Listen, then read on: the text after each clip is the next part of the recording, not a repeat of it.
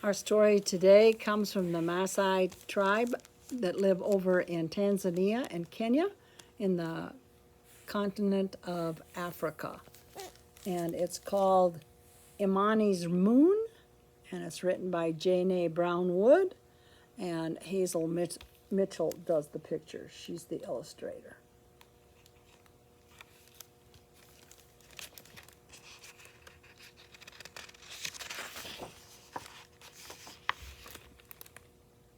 Imani's Moon. And this book does come from the library too. So again, have to go to the library to check it out. Imani was the smallest child in her village. Look at tiny Imani, the other children teased. She's no higher than a lion cub's knee. Careful, they called to her. Don't let the meerkat stomp on your head. Mini Imani, you'll never accomplish anything. Day in and day out, the children teased her, and Imani began to believe them.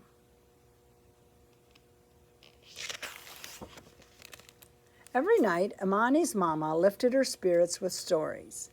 This night, Mama told her of Alapa, the goddess of the moon who fought a great battle against the god of the sun and triumphed. Do you think I could do something great like Olapa? Asked Imani. I do, answered Mama. Even something like touching the moon? Even that, said Mama. But it is you who must believe. Mama kissed her forehead. Good night, Imani. Good night, Mama.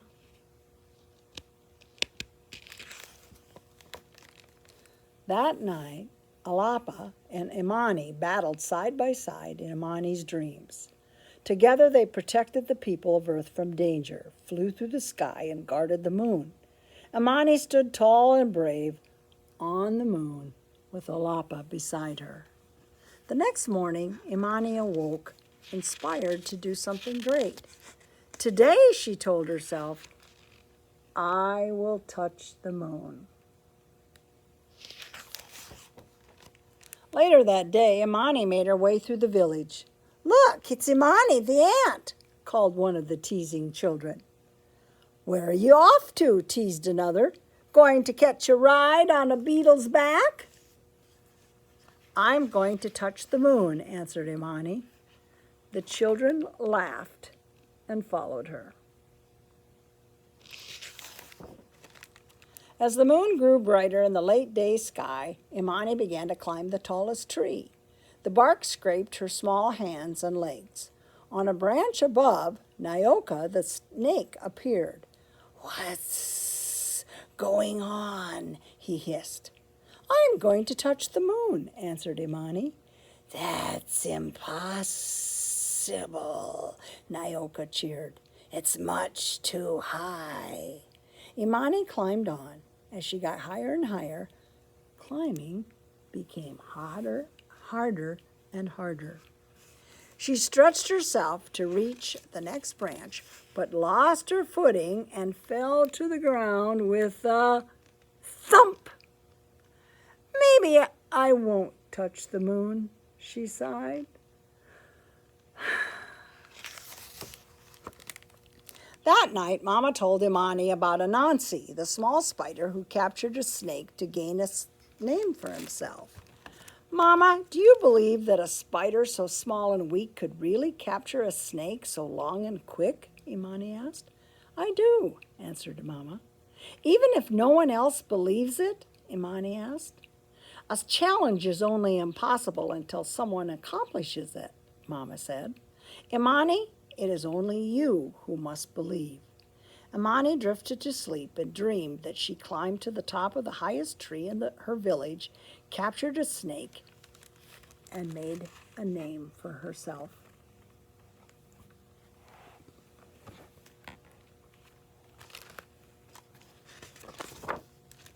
The next day, Imani searched the village and gathered twigs, leaves, sticky berries, and rope. Then she headed back to the tallest tree, sat down, and got to work. What's Imani the tiny up to today? Teased the children. I am going to touch the moon, answered Imani. As the moon began to appear, Imani pulled her creation onto her arms. She spread her arms out wide and sprinted past the tallest tree as quickly as she could. Imani's wings caught a gust of wind. She soared as high as the treetops. What are you doing up here? Asked Sokwe, the chimpanzee, confused to see a flying human. I'm going to touch the moon, Imani called. You can't do that. Give up. Give up, mocked Sokwe. Imani flew on, then suddenly a strong burst of wind, too mighty for her delicate wings, sent her sailing into the tree with a crash. The children laughed and left her behind. I give up, she sighed. Heading back home, Imani heard her village gathered in celebration. The young warriors were performing the aduma, the jumping dance. Over and over again, the warriors jumped high into the sky, their heads caressing the clouds. Cheers and chants rang from the proud villagers. One of the warriors jumped higher than any other. The warrior seemed to fly. Imani could not look away. She cheered the loudest for him.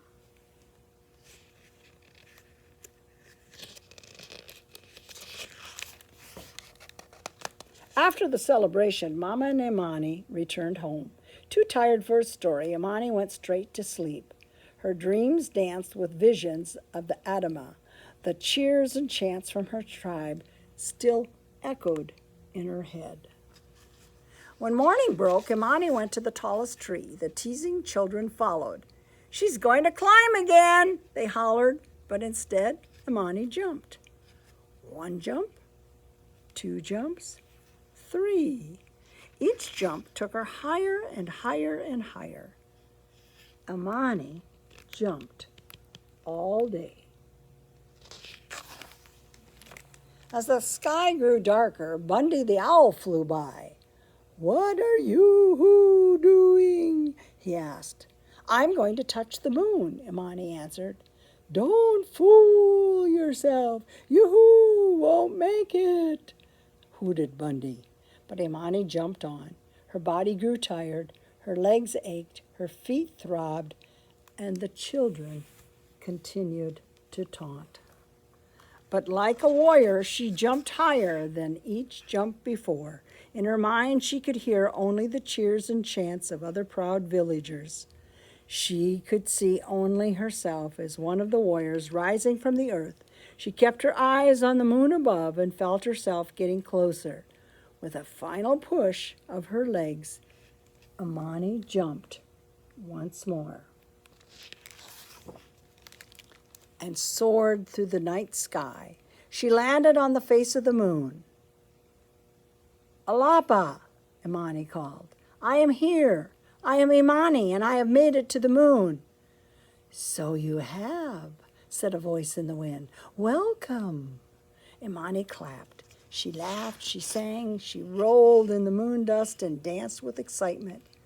As she celebrated, she noticed something shiny. She picked up the thing that dazzled her eyes and turned it over in her hands. It was a small round moon rock, her own tiny moon. A gift for you, Imani the Great, said the voice. Thank you, goddess of the moon. Imani smiled.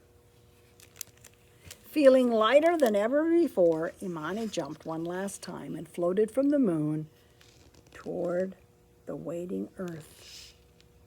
Down from the sky came Imani, the small girl with a small moon in her hand. All was quiet.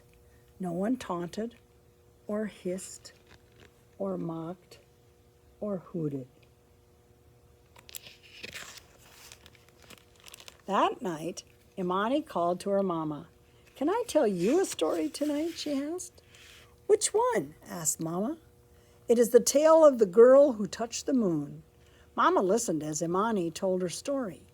Where did you hear such a tale? Asked Mama. Imani opened her hands and revealed the glowing moon rock, so small and beautiful. It is my story, Mama, said Imani.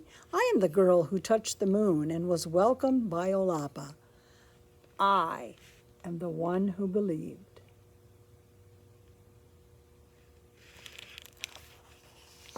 And that is the end of Imani's Moon. What a wonderful story of a different culture and a different place, and what beautiful pictures, and about a girl who believed in herself. Hopefully you believe in yourself, and just think of all the wonderful things that are possible when you believe. Bye-bye.